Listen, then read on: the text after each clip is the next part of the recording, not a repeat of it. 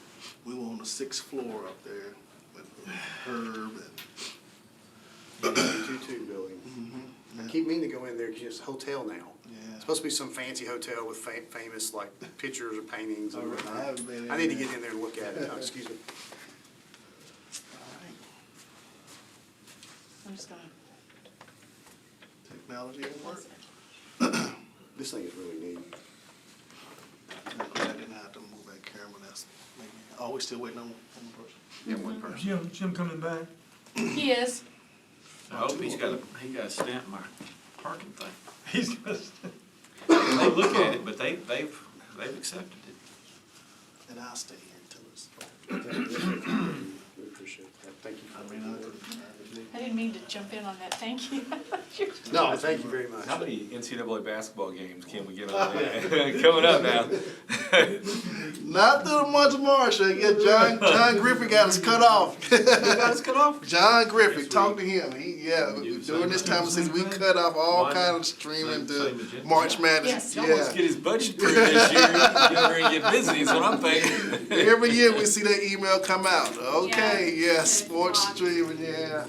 When I was actually doing Sports Authority, I had to get some kind of special dispensation to be Right. able to have access to some sports information because they were blocking it to be sure that people weren't wasting time, you know? I won a pool last year.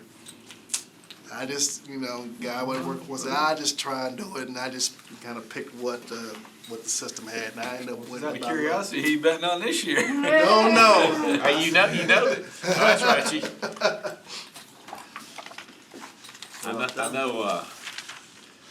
I know I had Duke in the Final Four, and I had, but I just went all chalk, I think, and went all chalk. You know, Nashville's number one team is not in the state.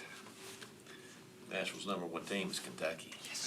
Because, that's why the SEC tournament's here every year, because it becomes. You go to the game, it's half blue. No matter what team's And playing, it it's gets half bigger, blue. it gets bigger, as long as they're in it. Yeah, I go down Hello, for, Brenda. Hey there. How we are you? doing? Good, how are you?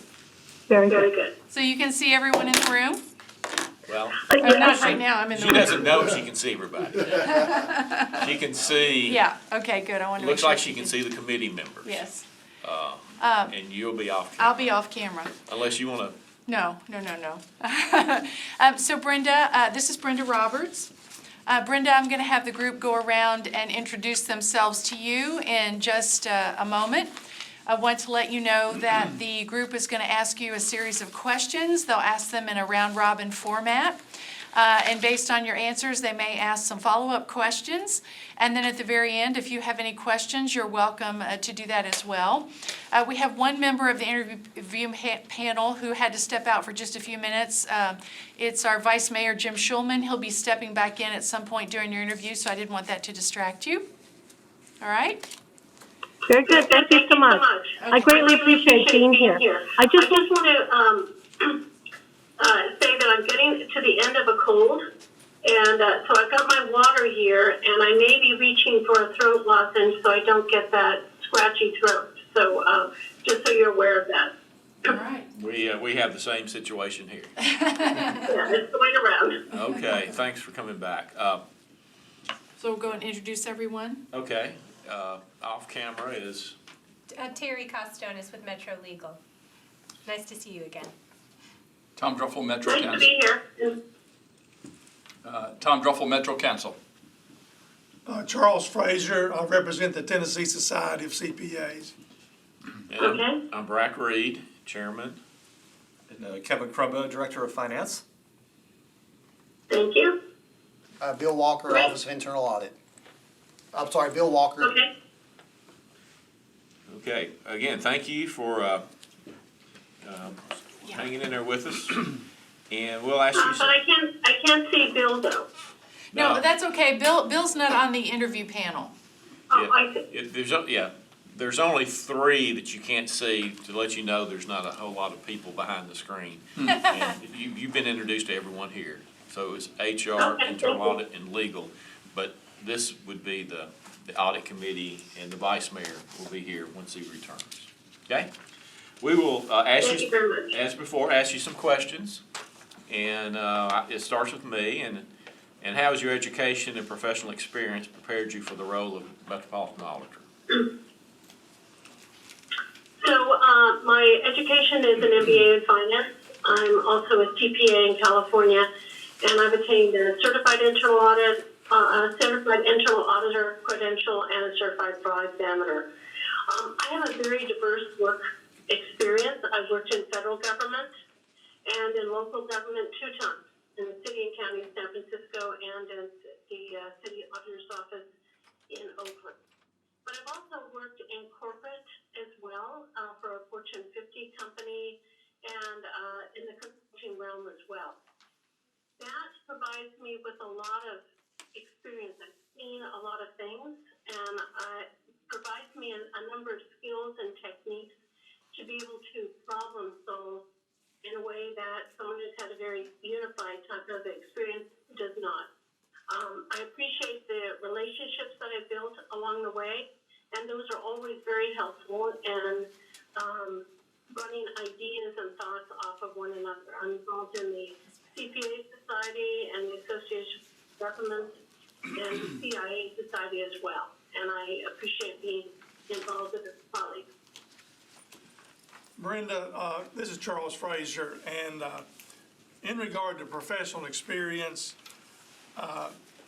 just that we're all interested in growing every year, does anything come to mind just when you look at your last, say, 3 to 5 years, what have you learned, either personally or professionally, that now you're doing better?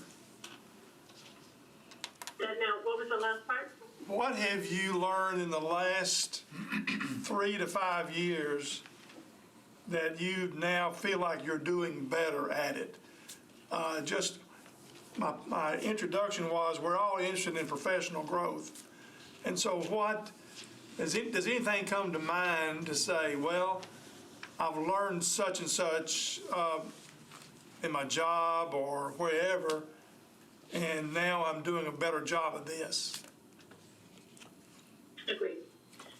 So, along the way, I've obviously learned and been trained in a number of auditing techniques, and that's critically important for auditors. But some of the soft skills are critically important as well, and that is conflict resolution. Let's face it, the role of auditor is in a conflict position. Oftentimes, when an auditor comes into a department or agency, it's not always a welcome. It's not always something that's dealt with as a positive. Although at the end, I'd like to hope that the department head and the agency believes it is a positive experience.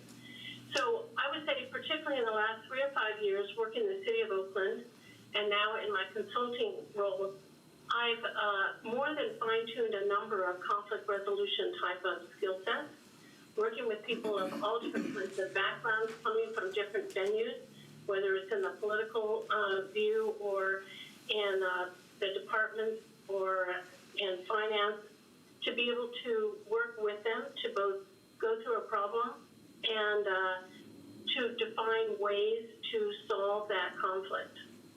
Okay, thank you. Okay, thank you. Yeah, next question.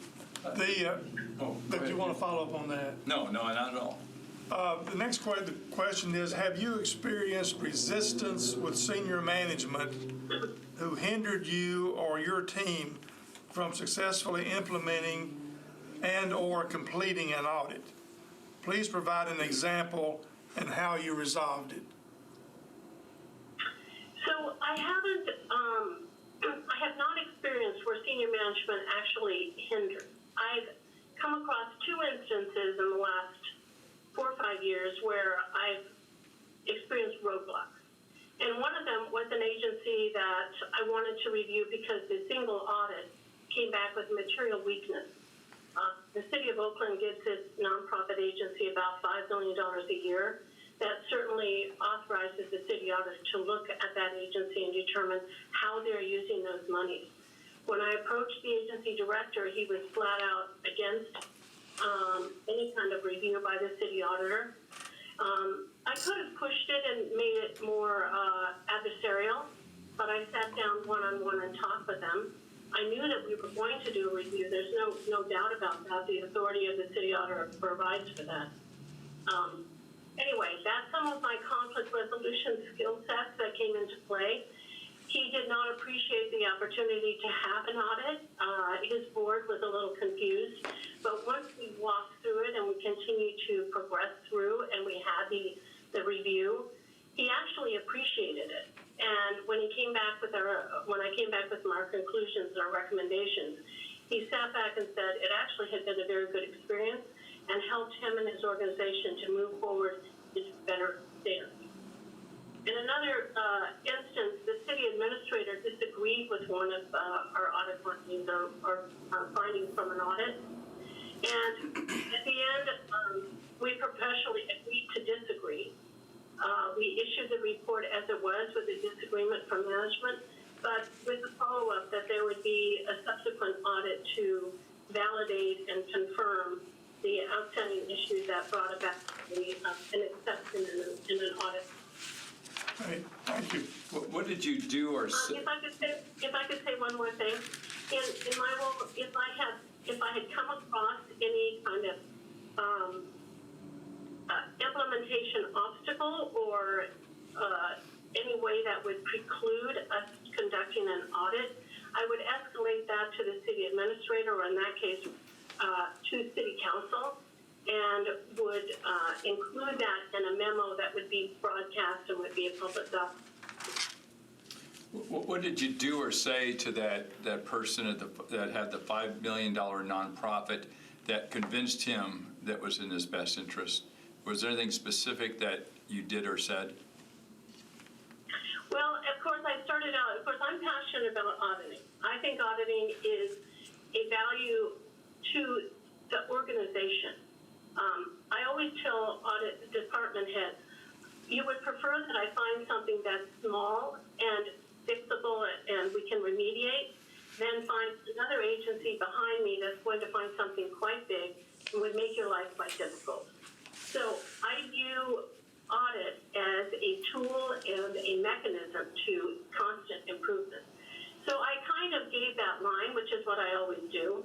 He was not quite sure about that, but then I reminded him that the money that the city conveys to that agency, it comes along with the tag that we can review the work that you have done to confirm that the services you put out comply with the regulations and the requirements.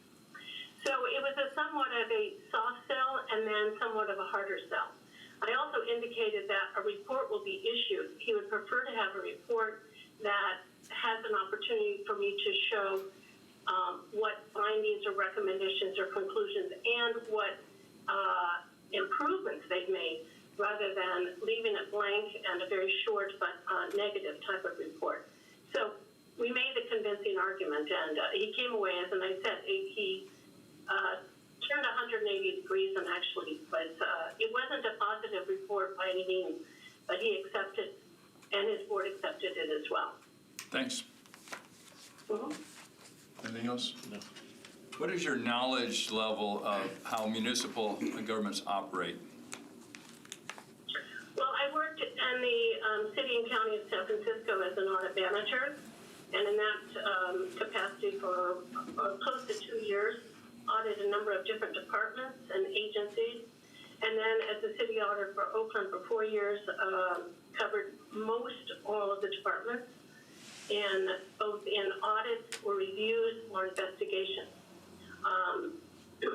The city auditor in Oakland is required to manage the whistleblower program, so we conducted investigations, and then we conducted audits, and the city auditor in Oakland is required to develop an impartial ballot measure that goes on the voting brochures that voters receive every 4 years or 2 years for the election cycle.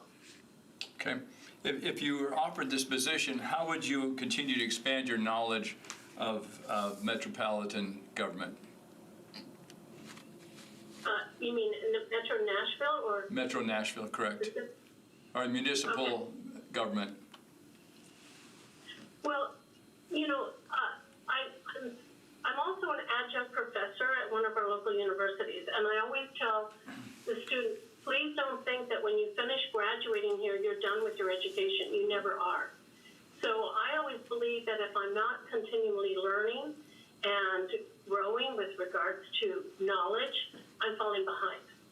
So my role would be to reach out to various department heads and finance and others to make sure that I'm fully competent and understanding of how Metro Nashville works, review reports, talk with people, and understanding how things integrate within Metro Nashville is critically important.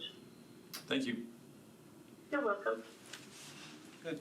Hey, so this is Kevin Crumbo. I wanted to ask a bit about leadership style. And when you think about the experience that you've had, is there anything that stands out that really showcases your leadership style over the years?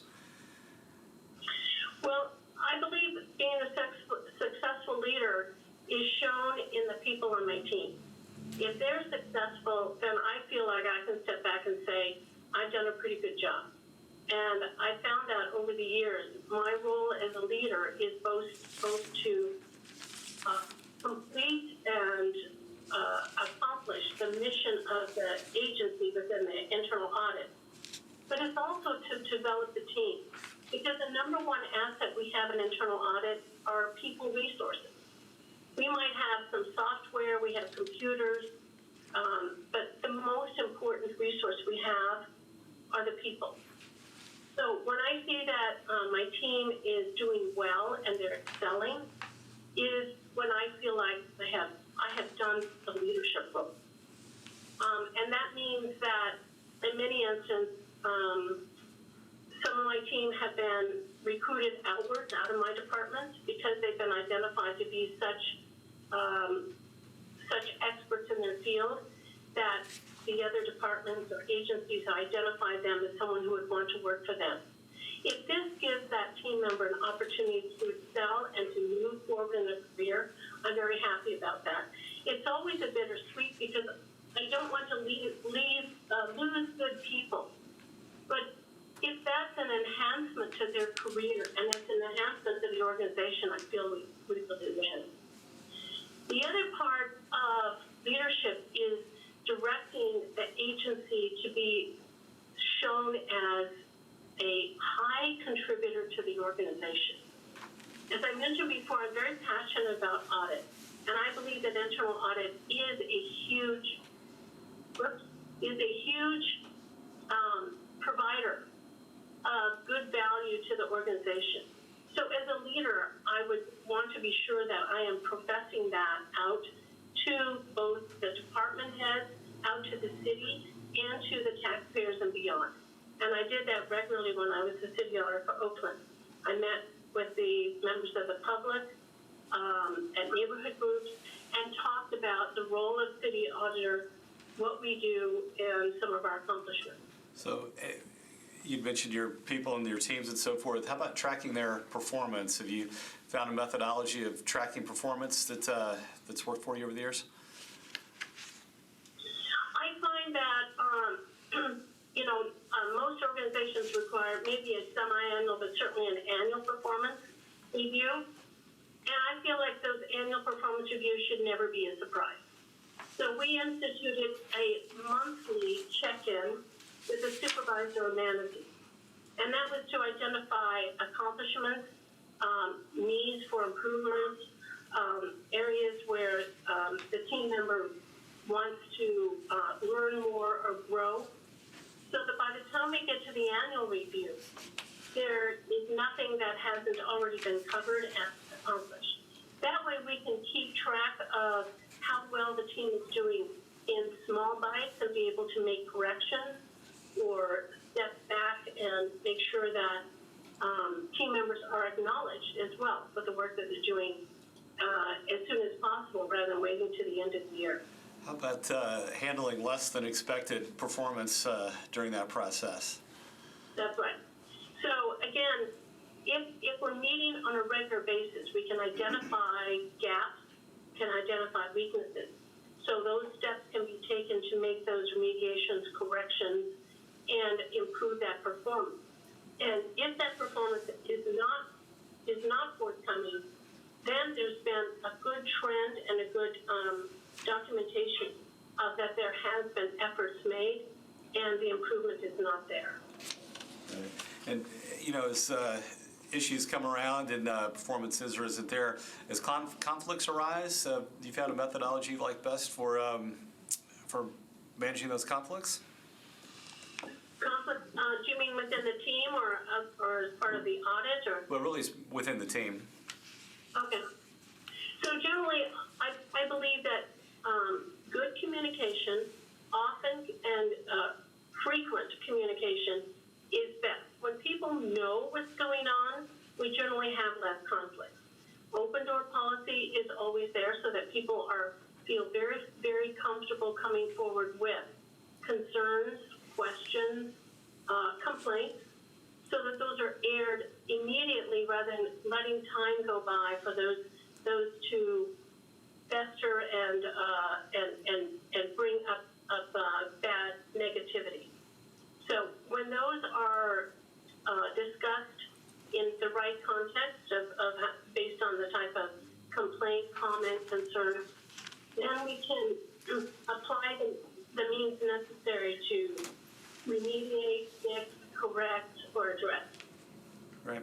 And so I'm going to keep going here for a little bit. I know Vice Mayor Schulman had some questions, but I'm going to go ahead and ask those since he's had to step away. So let's talk a bit about major audits where you suspect an organization is exposed to just major risk. Can you tell us a bit about an experience there? I heard you talk about a nonprofit earlier, but what about departments within the government? So you're talking about risks in audit, or? Well, no, about departments that have major issues and provide a major risk to the government. I heard you talk a bit, like I said, about a nonprofit order, but I'm curious about departments within the government that you've audited. Yes. So first of all, we conduct a risk assessment, and so that's to identify those risks that rise to the level that we should be addressing. Of course, there's always limited resources, and we can't possibly address every single one. But when we apply the impact and likelihood to each of those risks, then we can identify those that we should be addressing and those that should be in our audit plan. Then we fine-tune that even further so that we're looking at those departments that are probably of greater concern that would be public safety. That is generally about 40% of the budget. Education, that's about 20% of the budget. And then look at the revenues. Where do the revenues come from? Sales tax, property tax.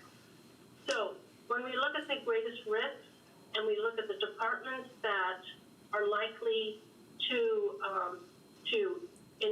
include some of those risks, then we put together an audit plan that is inclusive and is risk-based. Then we look at how often that entity has been audited in the past. Are there follow-up audits that are needed? Are there required or mandated audits that are required, and so forth? And that's how we address to put together an audit plan that is complete and robust. And of course, it changes through the year as new risks emerge and so on. And so as you've done that and you've communicated to others in the organization, particularly to senior management, have you had some conflicts there that you've had to stand your ground and resolve the conflicts in a more combative way? Well, I'm thinking of, excuse me. I'm thinking of an audit that we conducted that was in our parking, our parking tickets in Oakland. And in that regard, the parking tickets division had been sort of an orphan agency. It had been shifted from police to general administration, and then a new department came about, transportation, so it was shifted over to there. But during the time that it was in the police department, there was some pushback from the police department as to some of the recommendations or recommendations for improvement and our intent to move forward with an investigation that had to do with that office. In the end, again, I escalated this to the city administrator and to city council, and we came forward and completed the audit and completed the investigation as well. Got it. So that's really all the questions I have at this moment. I'll pass it back to Brad. Did you get them all? Did you get number 6? Number 6. Ms. Roberts, Jim Schulman, I just stepped in. You want me to ask number 6? Go for it. All right. I can't transition because I don't know where you are. So I believe we've had, I know that we've interviewed before, high-profile audits. Those audits that bring a lot of attention from the media, from other departments, from everybody involved. There's a lot of people watching. I guess the question is, how best do you handle those in the situation? And then also, in terms of kind of standing your ground, both in terms of with a high-profile audit, but also drilling down enough to make sure that you're comfortable with what you're saying. So I'm thinking of, I'm thinking of three big high-profile audits in the city of Oakland. One related to the rental housing. That received a lot of attention from the media. And in fact, normally the city auditor I would present those reports to the committee, but the public came forward and insisted that, or requested that I present the audit in front of city council. And I did that. There was a lot of media around that, and there's a lot of tension between tenants and landlords. In that regard, the audit stood as it was. There was a lot of pressure, angst, angry type of pressure from tenants and from landlords alike. But the audit stood as it was, and we went forward with it. The other relates to a scandal that was in our police department with regards to police officers and an underage woman. I did not perform the audit, but the mayor asked me to oversee the audit that was conducted by the police auditing agency under the monitoring of the police monitor. There was a lot of media attention, and there was a lot of public attention. There was hardly a city council meeting or public safety committee meeting that did not bring up this topic. It was a very horrendous event for us. In this regard, I continue to put forth my statements about how the audit was progressing and the conclusions from the audit. Again, I did not conduct the audit, but I did an overview of the audit. And then the other issue had to do with a taxing measure that was coming up. As I mentioned earlier, before you came in, the city administrator disagreed with our findings. And there was actually some pressure about changing the findings to something of a lesser. It was a bit surprising, but it came from the city administrator herself. And I did not waver from that, but stayed with the finding that it was a finding that the city had not conducted a study of their expenditures, and it could have been in violation of the measure. The reason that was controversial is because a subsequent measure was going to come forward that was going to, a taxing measure is going to be similar to that. And I know the city administrator and mayor was concerned that this audit report may in fact, deflect from a positive outcome from that taxing measure.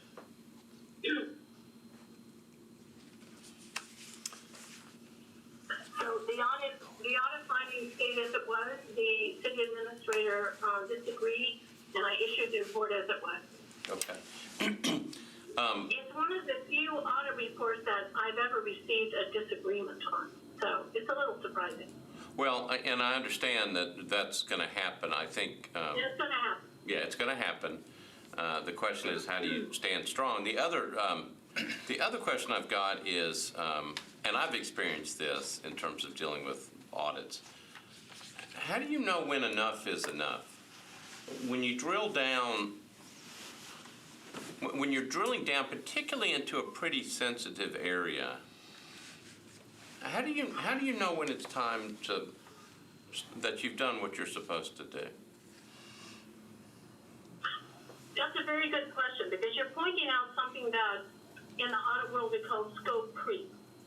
So auditors are so smart and they're so good at what they do that, just as you said, once they start into a topic, they learn it very well and they start digging, and as the onion skin is pulled back, they find more and more.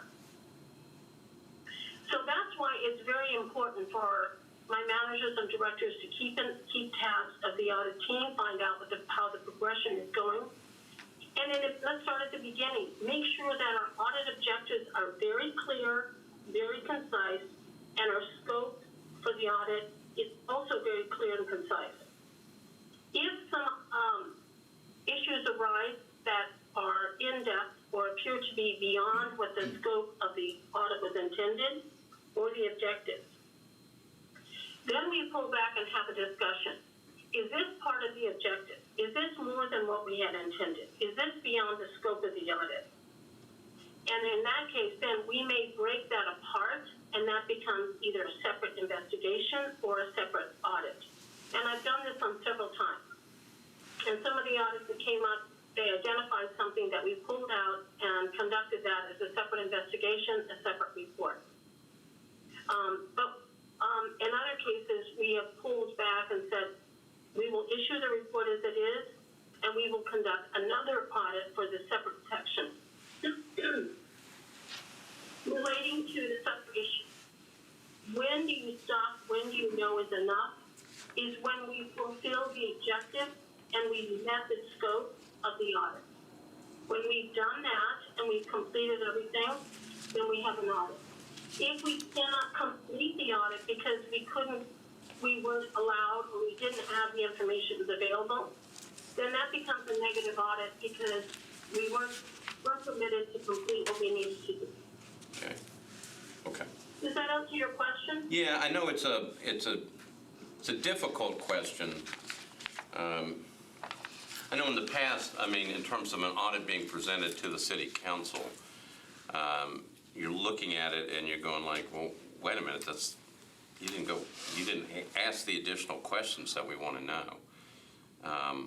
And so I guess I don't know how you figure that out, except that everybody's looking for different conclusion. Well, they want the thing to be concluded in the standpoint that they feel like the audit was done thoroughly. And I'm not sure, I guess it's the scope question about when you feel like you've hit that point. So, anyway. I will also say that sometimes the result of the audit is not what people expected. So for instance, the rental housing, we did a number of interviews and in-depth for tenants and landlords. Obviously, there's a lot of conflict between tenants and landlords. The landlords assumed the audit would say, the landlord, there isn't enough support for the landlords. The audit needed to side with the landlords. And the tenants wanted the audit to say, there needs to be more support for tenant rights, etc. The audit report didn't say that. Needless to say, I didn't receive a lot of friendship from that because it wasn't what their preconceived conception was. Nevertheless, the audit report was extremely helpful to management in how to manage the rental housing agency within the city in a very fair and compliant manner. Okay. Yeah? Okay. Thank you. As a Metropolitan Auditor, what would your first 100 days look like? What would That's a very good question. be your plan? Well, I would say one of my biggest strengths is I'm a very good good listener. So what I've seen so far is that I don't see that there's anything out of order. I don't see that there's anything remiss. The staff look like they're completely competent and highly qualified. What I'd like to do first is sit back and listen and learn and understand from the inside out, that's inside the department, of how it's run. And listen to the team to understand what is needed, where to go from here, and what leadership I need to expend to move the department forward. Internal audit has a number of stakeholders, including this audit committee, the taxpayers, the internal departments within the city, and of course the team itself. So I'd want to make sure that I have a full understanding of that, to make sure that we can put the audit plan forward, and to make sure we're working efficiently and effectively and within the confines of what's required of internal. Okay, thank you. That kind of concludes our initial questions. I'll open it up for any follow-up. I saw that you were the City of Oakland Auditor, and that was a political position up until 18. What have you been doing since in the last couple of years? So I'm working with a consulting firm, and I'm working with non-governmental agencies in their control and risk assessments. It's an audit, non-government audit. So I'm a project manager sitting in for an internal auditor that left a company, and I'm conducting the audits for that organization. Okay, thanks. Yeah. So, Ms. Robertson, I'm sorry that you have a cold. I was told you have a cold. I'm sorry. No. So let me ask you this, and particularly with government, we're all open, or we're supposed to always be open. That's right. So in the world today, everything else is always open as well. So obviously, if you Google my name, you see lots of pictures of myself, which I really don't appreciate. But if you Google your name, then several articles come up from the Oakland papers that are not all that good.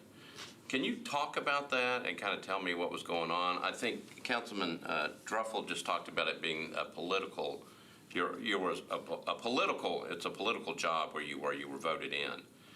But yeah. In terms of some of the articles, can you talk about that?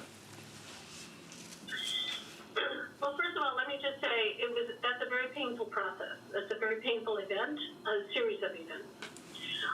When I came in to run for city auditor, I was encouraged to run by a number of people. I've been a longtime resident of Oakland, raised my kids here, and it was a way for me to give back to the city and to use my skill set as a city auditor. The reason I say that is my strengths are in my technical abilities that I've just talked about in the last 20 or 30 minutes. I will be right up front to say I'm not much of a politician, but I understood it to be an elected office with a technical expertise. We also have an elected city attorney. She's elected primarily for her expertise in the legal. So when I came in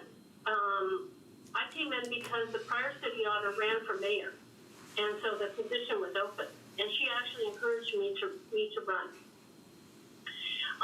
But some things happened in the office that some team members weren't very happy with, and they went forward, as is their right, and they lobbied some complaints with the city administrator, and an investigation was put into place. And at the end of that investigation, it was determined that there was no wrongdoing on my part. I did not harass employees. I did not make them do the horrible things that are mentioned in the articles. And the most unfortunate thing about that is when that investigation was complete, it's a personnel investigation, so it's determined to be confidential. Nevertheless, the details of the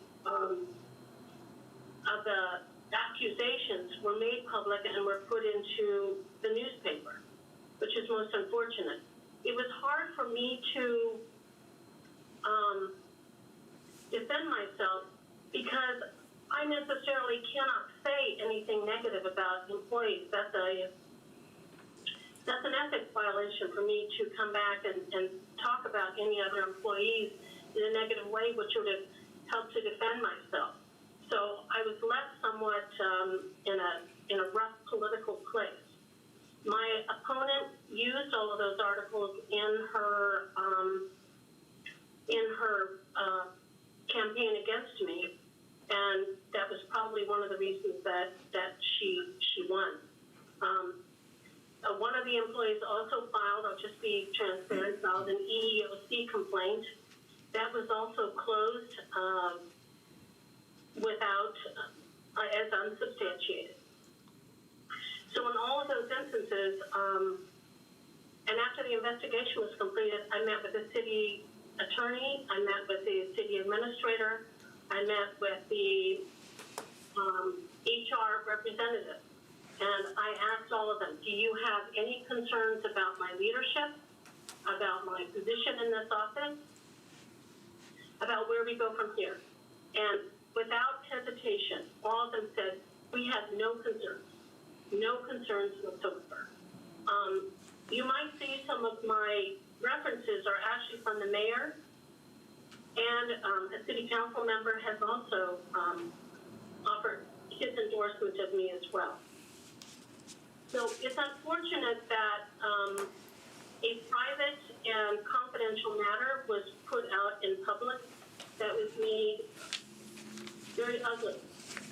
And I'll just say again, I have never and would never treat any employees or anybody in the manners that were put forth in those articles. It was just mind-numbing. It's just beyond belief. It's a difficult thing to undergo. Well, and I appreciate your candidness in answering the question. It was something that, again, obviously when you just you look at it online, you have to try to figure out what it meant. So let me ask you, I mean, so there's a few of us in here who go through those political things as well, and you're kind of just, sometimes you get stuck with that stuff around your neck. But this was this is a little bit different because it was an actual case. Now, I mean, I know how most of those things are confidential, but the word got out. So they wouldn't let you figure out any way to defend yourself except to just defend yourself in the media? Because it sounds like both, based upon what you said, both claims were, nothing ever happened with them. No, in fact, let me just say, as you well know, if that investigation came out as substantiated, I would have had to step down from my role. I probably would have been sued civilly, and I would have had numerous lawsuits probably against me from a civil and otherwise stature. None of that came about because none of the investigations were determined to be unsubstantiated. There was nothing forward about it. In the role that I am in now, this is a publicly held company.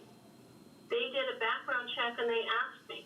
They don't want someone with a negative background within their offices, both from their own internal and from an outward. And once I talked to the controller and CFO about it, he understood that, and as a political type of venue, and had no qualms about hiring me, and that job has continued for months. So all of it is regrettable, and I wish it had never happened, and I want to move forward and use my skill sets to bring value to an organization that would appreciate what I can do. One last question. The first review was it an HR review? Is that what you had, or did you have? Did you have like an audit investigation into the audit department? No, it was an investigation of me, Right, but was it an HR, was it a human resource investigation? yes. Okay, And in fact, they, because it was an elected position, they hired an outside investigator. yeah. It was an outside attorney investigator. It was done all the way full tilt. There was nothing left unturned. And it went on for probably almost a year. And last question on this was, did they issue, how did they conclude the report? Did they issue a report, or did they just say there's nothing to it? I mean, was there what was the finality of the review? How did they get word out that it was over? Yeah, it was a letter, and that was a letter that was, that and the employee who came forward those complaints went to the press. Okay, but was there a letter that said, you know, the report found nothing wrong? Was there something that ended the review? Yes, there was a letter that said Brenda Roberts did not violate these city policies with regards to harassment of employees, et cetera. Okay, And I just want to say one final thing. sure. The employees on my team, as I left, could not be more supportive of me. They have stood up. Of course, during the investigation, no one was talking about it, and there should not be. And there was no retaliation whatsoever. But once it finalized and was finished, all of them came forward. Those that made the complaints were no longer with the department.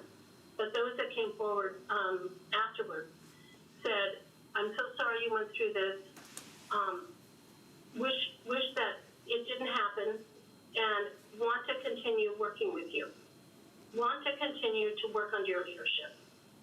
Okay, thank you. Since then, I'm managing a team of 10 or 11. Not one complaint. No one has issued any kinds of concerns about my management style at all.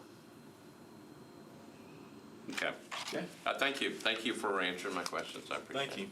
Okay, appreciate that. Does anybody else have any other questions? I'm good. Do you have any questions of us? Because I think you've done this before. So I just, is there any other qualifications that you're looking for? I know that we've been through the job application and all of the requirements of that. Is there anything else that's specific that you would want to see in the next leader of this internal audit department? So I do have a question. This is Kevin Crumba, the finance director. So have you had much hands-on experience with data analytics, some of the new software tools that are out for analyzing data, particularly performance data of departments and so forth? Yes, thank you very much. Yes, in most audit shops I've worked in, we've used either IDEA or ACL. And in the city auditor's office in Oakland, I introduced ACL and brought in and had 2 employees who were champions of that. So I'm a very much supporter of data analytics, using that in audit and then pushing it out to the department so they can use that as well in their quality assurance techniques as well. Thank you. Okay. Good for me. I think we got anything else? No, thank you. Wanda, you want to be back on camera? Oh, okay. So she's not listening to us. All right, so no questions that you have? Anything other than what you asked? I think I'm good. I hope that I'm satisfied with the responses that I've given. Okay, all right, very good. Well, we will go ahead and sign off and should be in contact with you hopefully here in the next 2 to 3 weeks or so and let you know where we stand. Okay, thank you so much. Thank you. Thank you, Brenda. Okay. All right, Bye-bye. Get that. bye. I don't know what that is. Attorney turns red. Wow, that's easy. I just hit this, that ended the call, right? And what do I do to turn TV off? Just then the extra hit questions. hit this? Yeah. It worked Excellent. wonderfully. Thank you. The volume didn't it went away. That's what we were talking about that the volume. Because we was in there saying, we couldn't hear my teammate real low. Where do you want this? Over here? Let's put it on top of Okay. this thing there and, All right. So we will see you back on Tuesday? Tuesday, 12 o'clock. Kevin, thank you. All right, well, see y'all. I appreciate it. Thank you. Thank you. Got some common ground, tell me. I know you're determined. I mean, it's great. I picked this spot. They can get this stuff out. And we'll have a time for a little discussion here. But before we go there, remind us of all the, I guess, background checks that you've, before this list here has passed, what kind of checks, and also the security checks, right? Yes. So, Remind us all that. yes, I will. So each person that you're interviewing today and on Tuesday have passed the following: a basic background check that checks their education, misdemeanors, felonies within the past 7 years, a credit check, which gives us their accounts that are out there that are in good standing, those that are not in good standing. All 7 have passed both of those with no issues on any of them. And then each of them have gone through the next level of CJIS background check, which is through the FBI, and it picks up things that are out there that may not have been convictions. So if there are arrests that did not move toward convictions or things like that, it will pull up any of that. That comes back to the Nashville Police Department, and the chief and deputy chiefs look at those and make a determination as to whether they pass or fail, and all 7 have passed. And So we're they're all clean. documenting that It for was the next essential time. that they had that second layer of more, the CJIS background Yes. check, because Metropolitan government deals with CJIS Yeah. protected data, and not just police department, but also ITS and supporting police and other departments as well. And so, in order to be able to audit, you have to be able to review that data, and so.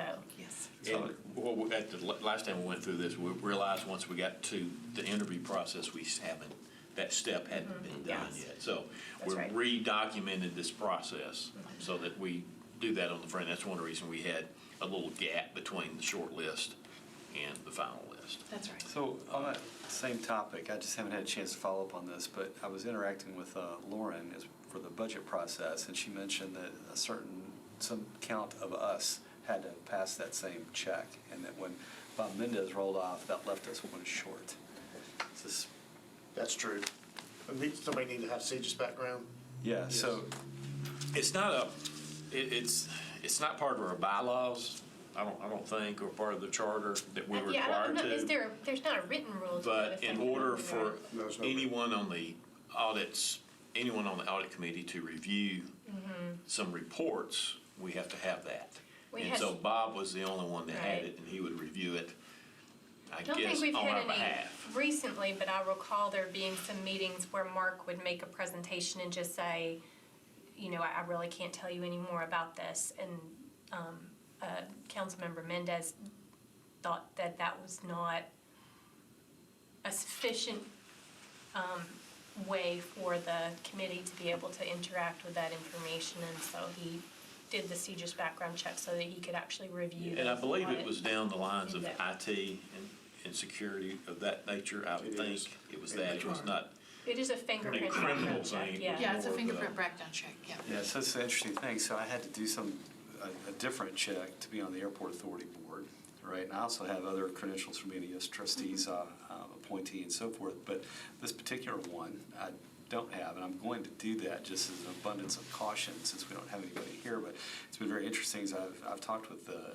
police and sheriff both about that, and they said by charter you can have anything that you want. So by definition, we think you've got everything that you need. But here, having heard all this, I was just a little confused as to what the rules are, and hadn't had a chance myself to go out and check a little further. So I'll go ahead and do that, so at least one of us can. But It probably depends how in-depth you see the role of the committee. I mean, the things that the charter section really speaks to are that you approve the annual audit plan, you hire the Metropolitan Auditor, and then you do a performance review of the Metropolitan Auditor. So I think the concept is, like, in doing a performance review of the Metropolitan Auditor, do you need to be able to read all of the reports issued? And if your answer to that question is yes, then it would be good for someone to have that background check. Just as a matter of practicality, right, we're an internal audit team, at least somebody, if not all of us, should be able to raise our hand to the mayor and the Metro Council and else say, we've looked at everything, not that, well, we went as far as we could, but we don't have a security clearance to get to the heart of the matter. That's not a very satisfactory. I don't have a problem doing it either if that's needed, you know. Yeah, I mean, the first time it really came that I recall was in the last term. I don't recall it too much before then, but it could have been a lot of, so. Who does the test? Do we do it through you?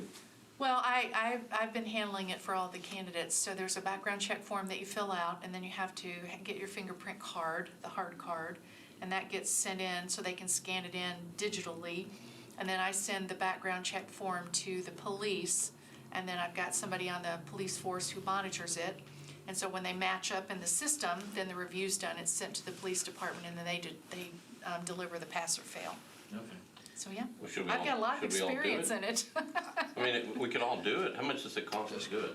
I think it's $38 for the finger, for the. Can I get a global entry I too? think you do have to go to a Yeah, specific can we get- location to do the Well, The star, can I get my driver's license? You can get your They driver's have, license. they have a specific location if you do the fingerprints digitally, but if you do the hard card, you can get it done okay, anywhere, that's good. because all the places where you can get your fingerprints has the card that they need. It's got a I guess if number you on it. just send us out that information and we. Yeah, well, just tell us, like, if I can just go to West Precinct or whatever, You can. then I just get it done. Yeah, just tell us how to do it. Yeah, We'll do just, it. with your lack of anything else to do. Some of us may not be back. And then- This might be our last meeting. It's like, It is not a prerequisite, okay? Oh, to serve on here? No, it's Yeah, not. okay, thank you. Now, it may We have did something think to do with your day to serve in job. the position of. That's true. Your day job or your night job. That's right. Thank you. You I will know, in do your that. elected position. I'm a volunteer. Oh, yeah, that's right. And we appreciate your volunteering. Well, We appreciate it. you know, and you can tell me how I get a room named after me, but I have to die first. You have to die first and then be gone for, I think, for a little while to make sure you're okay. Do we want to have any, and I guess from a That's what I was- best that was practice, just do we gonna want to ask. have any discussion on the candidates today, or wait and do that all at once, or? well, we can do it however you like. Well, if I mean, anyone has any- these three are really fresh right now, so if there are any comments that you Anybody have have about any these, it comments might be a about good the- idea to. Candidates? Well, I sort of had, at least for Paul Morris, I just wrote notes. He had broad experience, strong leadership background. I thought he felt good on his conflict resolution components. He was very proactive. I like the idea that he gave us a plan. I love people that do that. I felt like he was strong in communication. I felt like he had integrity. The only question mark I had, he wasn't as technical as some others, but his desire to come to Nashville, I not felt like, it sounded like a good idea, but I'm not sure there. That was what I had for Paul in my notes. And I thought he was very good. I love the Coast Guard background. Yeah. And he seemed like a very good overall leader. Level-headed, Yeah. spoke well. Yeah, I thought he was very good. Thought he came off very, very well. And I do like the fact that he gave that thing at the end. And he had thought through what he was going to say. The one thing that he doesn't have is he's never been head of a local government audit group. He's been an internal auditor, but he's never run a metropolitan or a city audit group like this. Managing 6 to 600, if that was the real number, that's a big volume. His diversity of audits, I thought, was pretty good. He worked with federal, state, and private, so those are all good.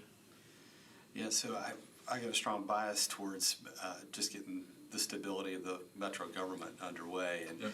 the track record of Lauren, or if it had been somebody else, even here at the metro government, that we were talking through, can connect the dots between the investigations and things that happen here to what's happening at the departments monetarily, as well as just, our tone at the top, our own culture here is just, there's a huge need there. And as a matter of practicality, I've already taken a lot of the work that's been done the last few years, had it summarized in an analytical format. It's being used in this budget process right now. So a recent one that we've talked about is a group, the municipal auditorium. I mean, I can look out my window and see it, and so can the comptroller. So there's a group of folks over there working through that to say, wow, we got to get this right. And I can go down the list of others, but that's a known entity to me, and stability's more attractive than not.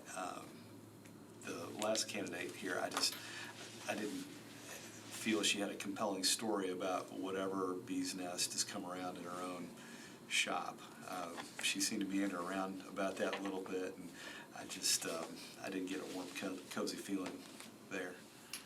Yeah, I didn't either. I didn't see the impression that she really wants to necessarily come here as much as find a job that does this. Let me, can I watch the Lauren interview? Is there a way for me to watch it now? And, because obviously I was only here for the first 10 minutes. I mean, I will say that she seems very, very capable in all the meetings I've been at. But I would like to see how she responded to the questions, so I'd like to take a look. Okay, Okay, but, you wanna? Yeah, you need to see it. I agree with it. I had, You to see it. okay. I think the strength technically that Lauren had was really strong. I love the technical capability. The thing that comes back is her conflict resolution. She avoids conflict. I mean, she admits to that. How much that enters into it, but I saw that as a weakness. Otherwise, I saw a lot of strengths comparatively. But I think that could be something that you have to look at, is how much maybe she's over admitting that, but she said, I avoid conflict if I can. I mean, this can be from what well, you all know this, it can be a very difficult position. Because, you may have to get up there and say things that are not comfortable to people sitting in the room, or take a hardline position on something where, somebody has directed something to happen and you're saying no, and you've got a direct contradiction to people in office.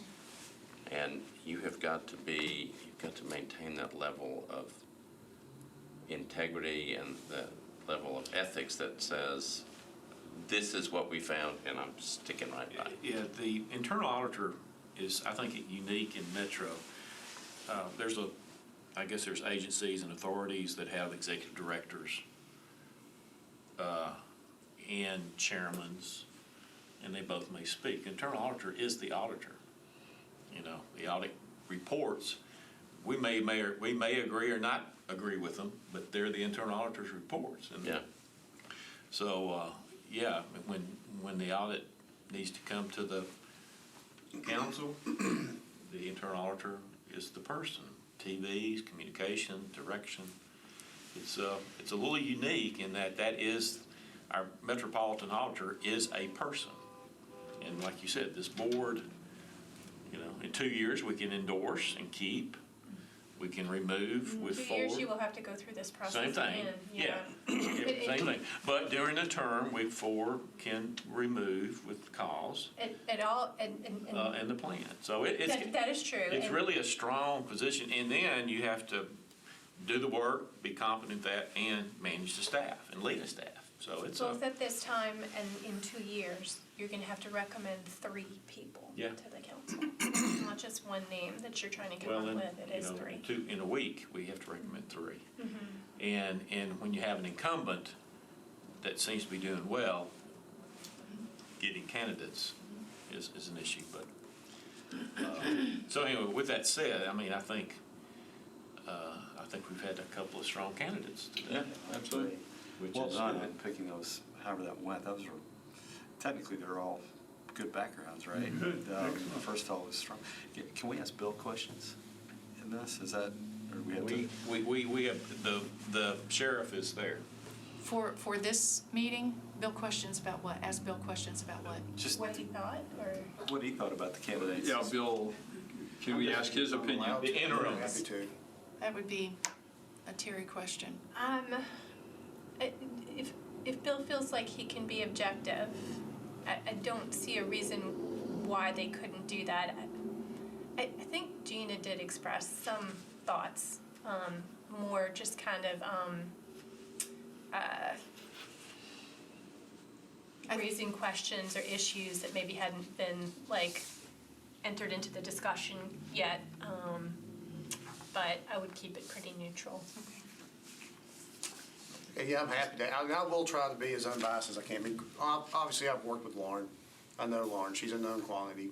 So there may be, that alone can cause a little bit of bias, but I will try to be as objective in what I saw. But I'm happy to answer any questions that you have. Just Overall curious that you're- assessment. just like we were, I'm just curious what you thought. Well, I thought there were 3 really good candidates. I thought that was excellent. I will say, I appreciate you bringing up the things that you brought up. Those can be unpleasant. I will say, working with Lauren, getting to the conflict part, Right. I've worked with her. I've never seen her have it. None of us like conflict. That's just a human quality. I've never really seen her have an issue with conflict. I certainly don't have an issue with conflict. It is a team effort in terms of the team. Her advantages, and I'll do each of the advantages that I see. Yeah, I'm just curious, because she described it to us twice, and we don't know, but if you tell us that, sort of go, but you're a good judge. I will say, just because what you're doing right now is almost checking Lauren's references. And if you're not personally going to speak to the references of the other interviewees, then that's maybe giving her a little bit of an unfair advantage. Yeah, this part is a little. Okay. That's why I asked the question. Yeah. And, whatever, I will say, they all had their pluses. I mean, and like any candidates you're gonna have, some of them have their strengths and things. And anybody who takes that role is gonna have to grow into it. It's a bigger position than a lot of people realize, so. I know from my perspective, if I don't like to do something, I do everything I can to create environments that those situations don't come up.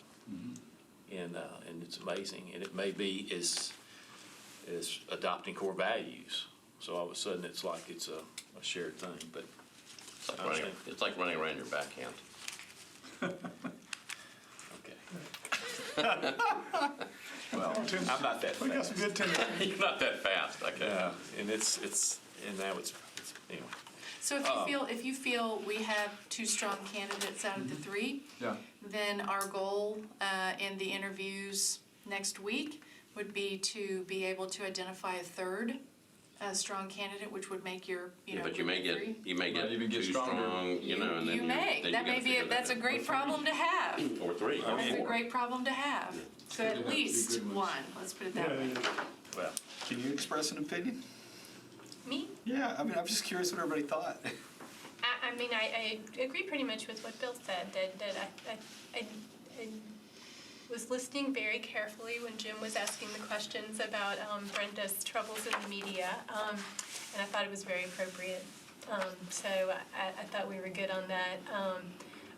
Obviously, it is somewhat pertinent. I mean, I keep looking at, I have the job description in front of me, and I keep sort of glancing down on that. The Metropolitan Auditor shall be a person with a well-founded reputation in government or public finance, and the audit function as may be exhibited by a record of exceptional performance for at least 5 years as a financial officer of a government or business, who has, through education and experience as an accountant, auditor, CFO, controller, or principal accounting officer of a governmental entity or private business, an understanding of the generally accepted accounting principles, government auditing standards, board standards, financial statements, internal controls and procedures for financial reporting, and the audit functions of a governmental entity.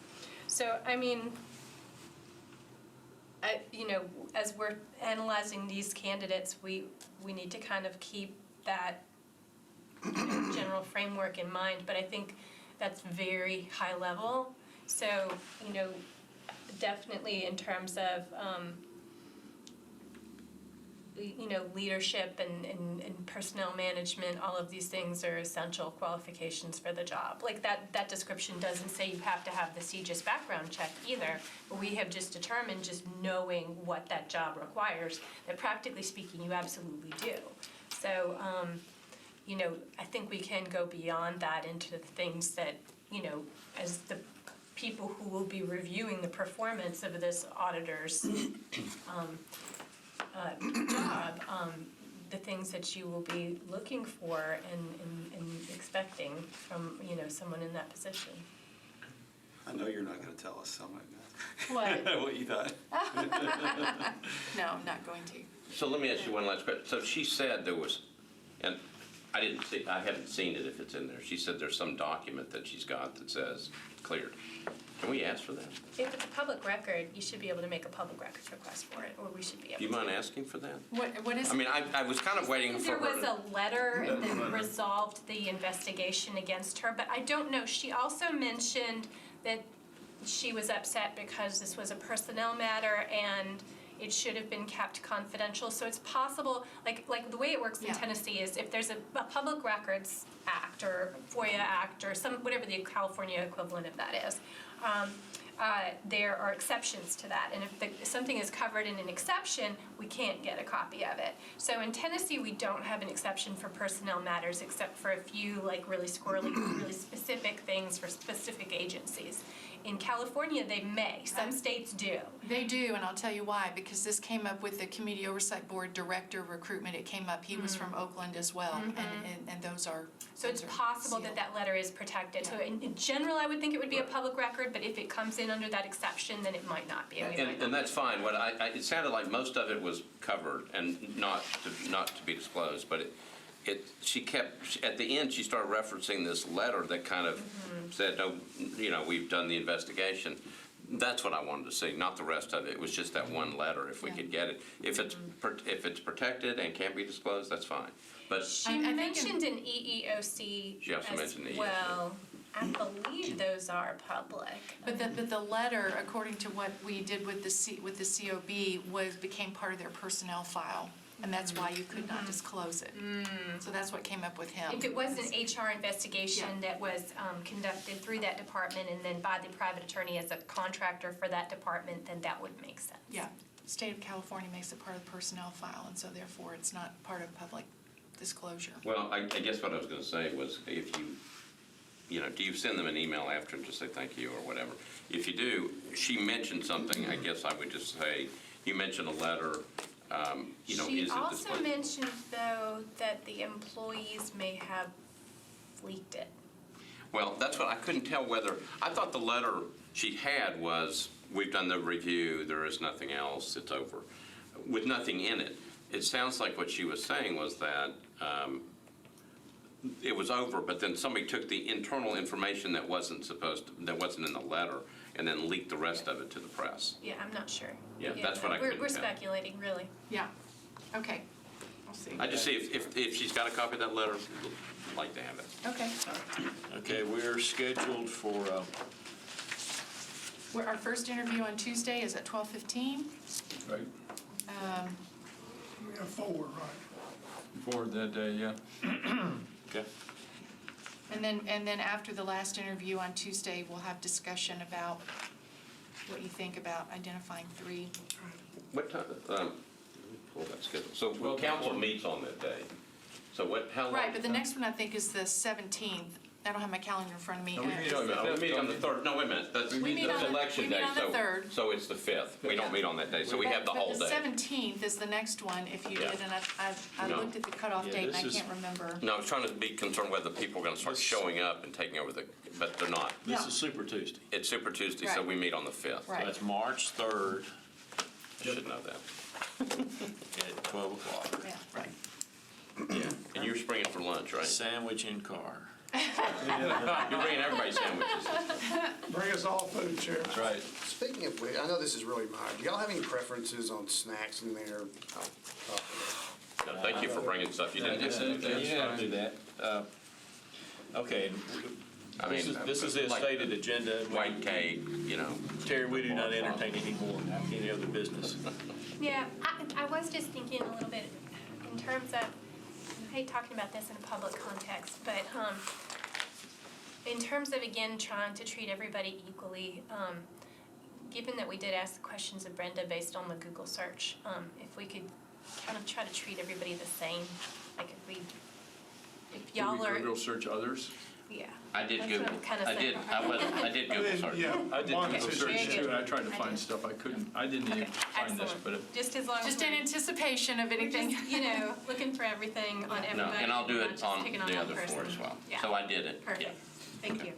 Okay, so So you all have your schedule and your questions that you'll take with you and bring back on Tuesday? Very good. do I have a motion to adjourn? Move to adjourn. Second. Good, good, thank you. okay, keep us under control.